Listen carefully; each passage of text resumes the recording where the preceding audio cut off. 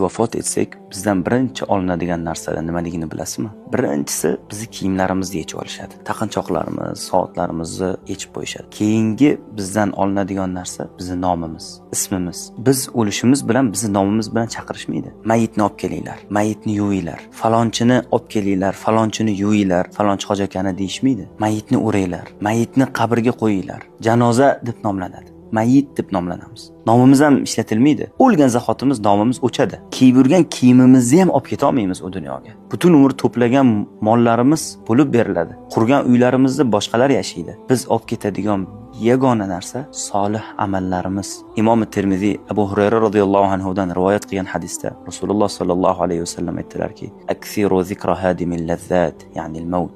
Lazzatlarni yo'q qiluvchi narsani ko'proq eslanglar, ya'ni o'limni ko'proq eslanglar dedilar. Alloh subhanahu va taolo aytadiki: "Estaizu billah, kullu nafsin za'iqatul maut, thumma ilayna turja'un." Har bir jon o'limni totajakdir. So'ngra bizga